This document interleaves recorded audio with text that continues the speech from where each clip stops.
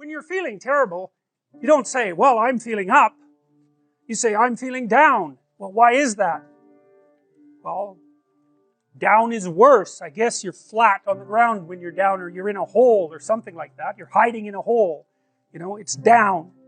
And you're threatened by something. You know, maybe you're threatened by your own inadequacy. That might be part of it. Maybe that's partly what you imagine as a monstrous force, because, you know, your proclivity towards procrastination and your weakness of character is part and parcel of why you happen to be in the underworld.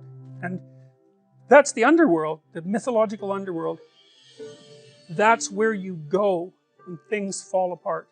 And if you understand that, if you know that that's what that means, then you have one of the keys that opens up ancient stories to you, and you understand things. Your life can be organized, going very well, and then something comes up, and poof, everything changes. Some axiom that you were living by, and it might be the existence of a partner, it might be a job, it might be your health, any of those things, gone. And you go somewhere when that happens. You go somewhere. It's a state of being. You're still in the same world, but it's not the same at all anymore. Everything about it is different. It's all negative and dark, and you don't know what to do. You're confused. And so, what do you do down there in the underworld when things have fallen apart? Especially if it's the worst possible case scenario and you realize that you actually had something to do with your demise. That's really annoying, you know, when something bad happens to you and then, you know, you grind yourself into bits trying to figure out what the hell happened, and then you realize that, well, you were playing a causal role. Now, sometimes you're so depressed you assume you're playing a causal role, and you weren't. It's not easy to figure out by any stretch of the imagination. And it isn't that everyone who does something terrible is at fault for it, but sometimes you find that you were off the path somehow, and maybe even that you knew it and you didn't attend to it, and that's why all of this hit the fan. And so then down there in that chaos, you decide that you're going to do what you're supposed to do instead. And then maybe you get to rise up again, renewed, if you're lucky, and then you can go fix the city. And that's what this story's about.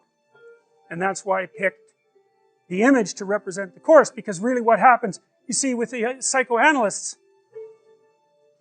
the road to health, if you're not doing well, which means that as you act in the world, you're not getting what you want.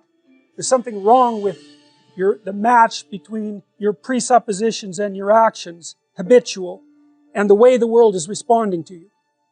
And so it's not turning out for you. And the question is, well, what can you do about that? And one answer might be to examine yourself for presuppositions and action patterns that are not serving you well, and to find out what they are and what to do about them. And maybe some of that is, maybe you're not moving forward because of fear, and maybe that fear is grounded in terrible experiences that you had in the past that you've never been able to understand.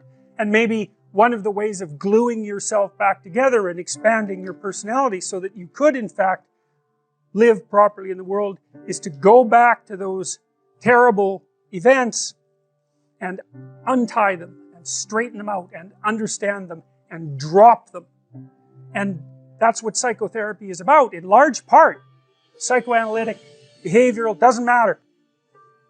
What are you afraid of? What are you avoiding? What are you failing to develop? Maybe from fear, maybe from avoidance, God only knows, maybe from disgust. As you improve, the probability that each improvement will produce a further improvement increases. And so perhaps the downside is the cataclysmic catastrophe that you can engage upon if you reproduce your moral failings, but the upside is that each improvement produces an increment in the probability of the next improvement. And I've seen that. It's a truism among behavioral psychologists. I mean, although they don't generally phrase it that way. If you're a behavioral psychologist, and I am a behavioral psychologist, what you do is you find out what, essentially you help a person establish their aim, then you break down what they're trying to do into attainable units, and you negotiate with them. You say, well, look, you know, well, they say, I'm not making use of my time very well, spending 3 hours a day playing video games. You say, well, okay, hypothetically, how much time would you like to spend playing video games? And they say, well, I could probably spend an hour a day without it interfering with the rest of my life. Which is kind of the issue, right? Because if you play video games, fine. But maybe 3 hours means that you're not doing your homework or something, and that's not a good game. So you say, okay, well, I want to play for an hour a day. It's like, okay, well, can you shift to an hour a day right now? And this is supposed to be an honest conversation. And the person says, no, I've tried that lots of times. Every time I try, I just fail. And so you don't say, well, quit failing, go play 1 hour a day, and the problem will be solved. That's a stupid strategy. You say, okay, well, look, you think about this, and don't agree to do this unless you think you will do it, because otherwise it's just a waste of both of our times. It's like, do you think that you could track how much time you spend playing video games for 1 week? Don't change anything. Just track it. And they think, yeah, I could probably do that, but I might miss a couple of days. And you think, okay, fine. So here's the deal. 5 out of the next 7 days, you just track how much time you spend playing video games. And the person says, I think I can do that. Because that's what you want them to say. You want them to succeed at the improvement. It's not much of an improvement, but it's something, right? Then they come back and they say, well, yeah, I was playing about 4 hours a day. And so you say, okay, well, fine, good work, man. You got it tracked. Now we know the parameters of your problem. It's actually a little worse than you thought, but at least you had enough sense to measure it. We know where you're at. Okay. Do you think you could cut that down to 3.5 hours every day? And the person thinks, no, I'm pretty weak-willed. I don't think I can manage that. You say, well, how about this? Do you think that 2 of the next 7 days you can only play for 3 hours? You think you can manage that? And you're not cynical about this. You're not insulting the person, any of that. It's like, because you don't care. All you care is that they make some incremental movement towards their goal. And the person thinks about that, if they have any sense, and they take their weakness into account, and they think, I think I could probably do that. And then they come back the next week, and they say, I managed to spend 3 hours a day playing video games for 3 days, and the rest were 4 hours. And you say, good work, man. You've just got rid of 12.5% of your problem. You're 1/8 of the way to fixing it in 1 week. And, the person isn't going to be all that thrilled with themselves because they don't do the arithmetic and they don't do the projection. They think, well, I'm still pretty damn useless. I'm playing 25 hours worth of video games a week. It's nothing to pat myself on the back for. It's like, yes, it is. It's a marked, measurable improvement, and it's a move in the right direction. And then you say, okay, well, on the days you succeeded, how did you manage to succeed? And is there a way that you could do it for 4 days next week? How about that? Or maybe you could even try 5 days. You think you could do that? And then you also tell the person, look, the other thing you got to understand is you're not going to improve like this. You're going to improve like this.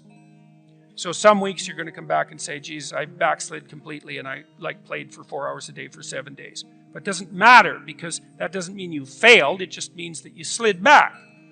You want to calculate it over a month or something like that. And, generally speaking, a month later, the person's down to something like 2 hours a day, and you've figured out ways of filling their time in with something productive otherwise, and they're on their way. And the general consequence of that is that every time they manage an accomplishment, they get a little stronger in character, they get a little bit more confident in their ability, they get a little bit less racked with self-disgust, they get a little bit more hopeful about the future, and they get more confident that they can make another change. And if you're patient, and you have to be patient with yourself that way, it's like you reward those incremental improvements and you don't get all cynical about them. And you think, okay, just imagine what would happen if you kept doing that every week for 10 years. And the answer to that is, things would be so much better for you that you can't even imagine it.